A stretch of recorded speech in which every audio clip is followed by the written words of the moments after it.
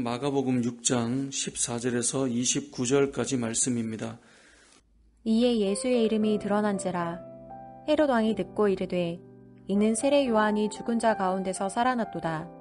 그러므로 이런 능력이 그 속에서 일어나느니라 하고, 어떤 이는 그가 엘리야라 하고 또 어떤 이는 그가 선지자니 옛 선지자 중에 하나와 같다 하되, 헤롯은 듣고 이르되 내가 목벤 요한 그가 살아났다 하더라. 전에 헤롯이 자기가 동생 빌립의 아내 헤로디아에게 장가든 고로 이 여자를 위하여 사람을 보내어 요한을 잡아 옥에 가두었으니, 이는 요한이 헤롯에게 말하되 동생의 아내를 취한 것이 옳지 않다 하였음이라. 헤로디아가 요한을 원수로 여겨 죽이고자 하였으되 하지 못한 것은, 헤롯이 요한을 의롭고 거룩한 사람으로 알고 두려워하여 보호하며 또 그의 말을 들을 때에 크게 번민을 하면서도 달갑게 들음이러라. 마침 기회가 좋은 날이 왔으니 곧 헤롯이 자기 생일에 대신들과 천부장들과 갈릴리의 귀인들로 더불어 잔치할세. 헤로디아의 딸이 친히 들어와 춤을 추어 헤롯과 그와 함께 앉은 자들을 기쁘게 한지라. 왕이 그 소녀에게 이르되 무엇이든지 내가 원하는 것을 내게 구하라. 내가 주리라 하고, 또 맹세하기를 무엇이든지 내가 내게 구하면 내 나라의 절반까지라도 주리라 하거늘. 그가 나가서 그 어머니에게 말하되 내가 무엇을 구하리이까? 그 어머니가 이르되 세례 요한의 머리를 구하라 하니, 그가 곧 왕에게 급히 들어가 구하여 이르되 세례 요한의 머리를 소반에 얹어 곧 내게 주기를 원하옵나이다 하니, 왕이 심히 근심하나 자기가 맹세한 것과 그 앉은 자들로 인하여 그를 거절할 수 없는지라. 왕이 곧 시위병 하나를 보내어 요한의 머리를 가져오라 명하니, 그 사람이 나가 옥에서 요한을 목베어 그 머리를 소반에 얹어다가 소녀에게 주니, 소녀가 이것을 그 어머니에게 주니라. 요한의 제자들이 듣고 와서 시체를 가져다가 장사하니라. 아멘.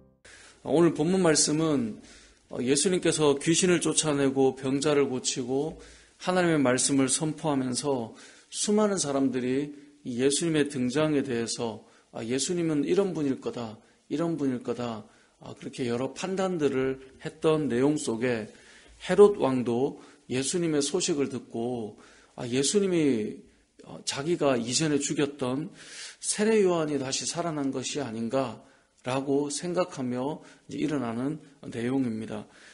그러니까 14절에 보면 예수의 이름이 드러나니까 15절에 어떤 이는 엘리야라고 하고 어떤 이는 그가 선지자라고도 하고 또 옛 선지자 중에 아마 이런 사람 아닐까, 이런 인물 아닐까라고 그렇게 말할 때 헤롯은 16절에 보니까 내가 목벤 요한 그가 살아났다라고 이제 생각한 거죠.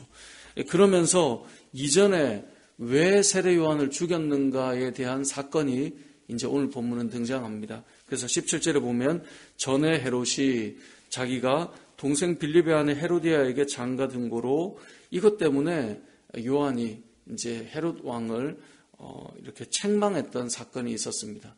당연히 자신에게 아내가 있음에도 불구하고 자신의 동생의 아내를 자신의 아내로 취하는 사건은 바람직하지 않겠죠. 근데 이 책망을 받을 때 이 헤롯 왕의 아내 헤로디아는 자신을 책망하는 세례 요한이 너무나 싫었습니다. 그러니까 본인이 잘못했음에도 불구하고 책망을 듣는 것이 너무나 싫었기 때문에 이 세례 요한을 죽이려고 했어요. 그런데 반면에 헤롯 왕은 본인을 책망하는 세례 요한이 불편했지만 세례 요한이 거룩하고 의롭고 바른 선지자라고 하는 그 사실을 알았기 때문에 세례 요한을 죽이지 못합니다. 그래서 자신의 아내 헤로디아가 완악한 마음으로 죽이려고 할 때 오히려 세례 요한을 보호해 줍니다. 그래서 17절에 보면 전에 헤롯이 17절이 아니군요. 18절에 보면 이는 요한이 헤롯에게 말하되 동생의 아내를 취한 것이 옳지 않다 하였을 때 19절 헤로디아가 요한을 원수로 여겨 죽이고자 하였으되 하지 못한 것은 20절에 헤롯이 요한을 의롭고 거룩한 사람으로 알고 두려워하여 보호했다라는 거예요. 그러니까 그의 말을 들을 때는 크게 번민을 하면서도 또 달갑게 들었다는 거죠. 들을 때 불편하였지만 마음에 고민도 되고 고뇌도 되고 힘들었지만 그러면서도 그 말씀을 들었다라는 거예요. 그런데 헤로디아는 그 말이 듣기가 싫었기 때문에 어떻게든 요한을 죽이려고 계속 계획을 짜다가 마침 좋은 기회의 날이 온 거예요. 그래서 21절에 보면 마침 기회가 좋은 날이 왔으니 라고 되어 있죠. 어떤 날입니까? 헤롯이 생일에 많은 사람들을 초대를 했어요. 그래서 잔치를 열었는데 이때 헤로디아의 딸 살로메를 이 헤로디아가 불러서 거기서 춤을 추게 해요. 물론 이 본인의 친딸은 아니지만 헤롯은 이 헤로디아의 딸인 이 살로메의 춤을 보고 너무나 기뻤기 때문에 뭐라고 말하냐면 22절 하반절에 보면 왕이 그 소녀에게 이르되 무엇이든지 내가 원하는 것을 내게 구해라. 내가 다 주겠다. 또 맹세까지 합니다.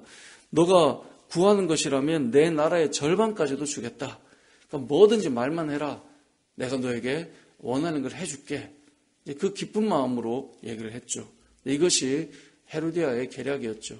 그래서 헤로디아가 이 자신의 딸이 어머니 왕이 이렇게 뭐든지 원하는 것을 해달라고 하는데 무엇을 구하면 좋겠습니까? 라고 물을 때 이제 24절에 보면 그가 나가서 그 어머니에게 말하되 내가 무엇을 구하리이까? 그 어머니가 이르되 세례 요한의 머리를 구해라. 이렇게 해서 결국은 세례 요한이 죽게 되는 사건이 오늘 본문에 등장하는 것입니다. 결국은 세례 요한을 죽이게 되는데 그러면 헤롯 왕은 흔쾌히 들어주었느냐? 그렇지는 않습니다. 오늘 본문에서 중요한 이 왕의 마음이 등장하는데 26절에 보면 왕이 심히 근심하나 자기가 맹세한 것과 그 앉은 자들로 인하여 그를 거절할 수 없었다라고 되어 있습니다. 그러니까 왕은 심히 뭐였어요? 근심했어요. 이게 옳지 않다는 것을 알았어요. 그가 감히 세례 요한을 죽도록 내버려 두는 것, 그건 바람직하지 않은 것을 알고 있었어요. 그래서 근심을 했던 겁니다. 근데 근심은 했지만 결국은 어떻게 합니까? 세례 요한을 죽이는 일로 그가 매듭을 짓게 됩니다. 우리도 이 땅을 살아갈 때 오늘 본문을 보면서 우리의 마음이 이와 비슷할 때가 있습니다. 첫 번째로는 헤로디아와 같은 마음일 수 있어요. 마음이 일단 완악해요. 하나님의 말씀이 들려지고 책망받는 것을 싫어해요. 들으면 불쾌히 여기고 어떻게든 복수를 해주고 싶어하는 악한 마음이 있어요.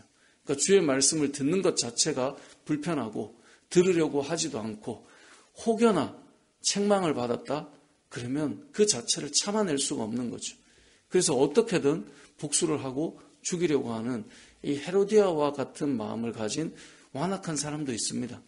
그런데 대부분은 저는 이 헤롯 왕의 심정과 비슷할 거라고 생각합니다. 말씀을 들을 때, 책망을 받을 때 마음에는 근심이 있어요. 듣는 것이 불편하지만 그 말이 틀리진 않아요. 그래서 또 안 받을 수는 없어요. 하지만 내 삶 속에 그 말씀을 따라 가지도 못해요. 그래서 마음에 근심은 있지만 마음에 힘겨움은 있지만 결국 결정을 보면 자신의 욕망과 자신이 그것을 원하는 것을 향해 나아가는 그런 모습이 우리에게도 나타날 수 있다라는 것입니다. 오늘 본문의 내용을 통해서 우리가 기억할 것은 이 헤롯 왕의 마음입니다. 우리가 헤로디아까지 가면 큰일 나기 때문에 헤로디아를 적용하기보다 뭔가 말씀을 들을 때 책망을 듣는 순간 막 분개하고 어떻게든 내가 복수하리라 이런 마음이 되면 너무 완악한 마음이죠. 특별히 믿는 자에게 이런 마음이 있기는 어렵죠.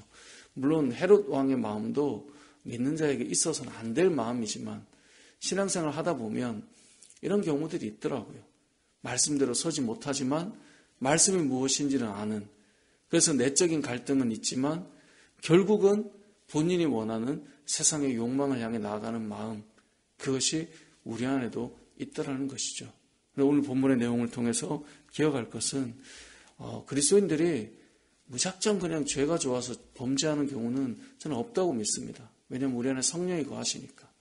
성령께서 우리 안에 거하시기 때문에 이런 나의 교만함, 어떤 책망을 받을 때 불편함, 그러면서 내 자신을 돌아보는 마음, 성경에는 다 있어요. 우리 안에는 성령께서 거하시니까. 그런데 알면서도 내가 하나님이 원하시는 바대로 잘 가지 못하는 그 무너짐들이 우리 안에는 늘 나타난다는 것이죠. 이 말씀을 읽을 때 사사기에 나오는 삼손을 많이 생각했는데요. 삼손 같은 경우가 그렇지 않습니까? 바람직한 자리에 서 있지 못하지만 그 가운데 고뇌하고 번뇌하지만 또 여전히 자신의 욕망을 향해 가 있는 그 자리들, 그것이 믿음의 사람들 가운데서도 분명히 있다는 거죠.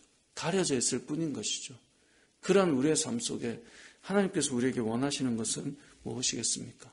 근심하고 고민이 될 때 주님의 뜻을 향해 우리의 삶을 돌이키고 가는 사람이 있는 반면에 고민하면서 여전히 세상을 향해 나아가는 사람이 있는데, 저와 여러분의 삶의 선택과 걸음은 하나님의 뜻을 향해 나아가는, 성령께서 근심하는 것을 느낄 때, 우리의 마음에 고뇌가 찾아올 때 우리가 주님의 뜻을 향해 나아가는 저와 여러분의 삶이 되시길 주님의 이름으로 축복합니다.